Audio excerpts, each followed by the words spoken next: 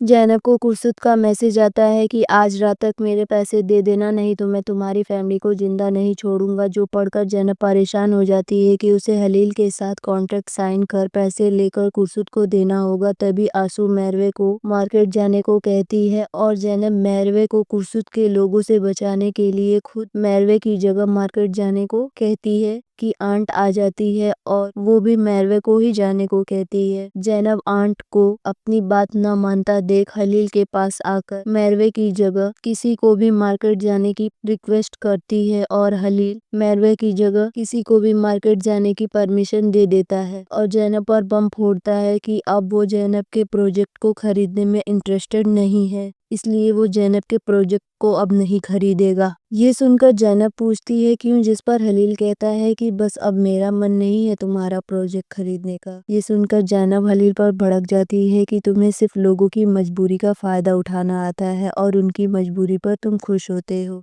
पहले तुम लोगों को उम्मीद देते हो, फिर उसे तोड़ देते हो। और जैनब हलील के चेस्ट पर मारते हुए कहती है लेकिन इस बार तुम मेरे साथ ऐसा नहीं कर सकते। जो सुनकर हलील जैनब का हाथ पकड़कर कहता है लेकिन इस बार मैंने किसी की उम्मीद नहीं तोड़ी है। मैं तुम्हारे साथ एक डील करना चाहता था जिसके कॉन्ट्रैक्ट पेपर को तुमने फाड़कर मेरे ही मुंह पर फेंक दिया और चली गई और दूसरे दिन आकर कहती हो कि तुम मेरे साथ कॉन्ट्रैक्ट साइन करने के लिए रेडी हो। तो अब ये तुम्हारी मर्जी है, मेरी मर्जी नहीं है। हलील की बातें सुनकर जैनब चुप हो जाती है और हलील जैनब को चुप देखकर परेशान होकर जैनब को पकड़कर कहता है जब तुम्हारे पास मेरे किसी सवाल का जवाब नहीं होता तो तुम ऐसे ही चुप हो जाती हो और उसे छोड़ देता है। जैनब निराश होकर हलील से पूछती है क्या तुम्हारा ये आखिरी फैसला है, जिस पर हलील कहता है हाँ, अब मैं तुम्हारे साथ कोई प्रोजेक्ट नहीं करना चाहता। हलील की बातें सुनकर जैनब रोते हुए वहां से चली जाती है और हलील जैनब को रोते देखकर अपना सर पकड़ लेता है। जैनब मेरवे की जगह खुद मार्केट के लिए जाती है और रास्ते में सीमा को फोन कर कुर्सुद और पैसे चोरी होने तक की सारी स्टोरी बताती है और ये भी बताती है कि अब वो पुलिस स्टेशन जा रही है पैसे चोरी होने की कंप्लेन करने। जैनब सीमा को ये सब किसी और को बताने से मना करती है। कुर्सुद के गुंडे जो जैनब को फॉलो करते हैं जैनब की बात सुनकर कुर्सुद को बताते हैं कि जैनब पुलिस स्टेशन जा रही है। जो सुनकर कुर्सुद जैनब को किडनैप करने का ऑर्डर देता है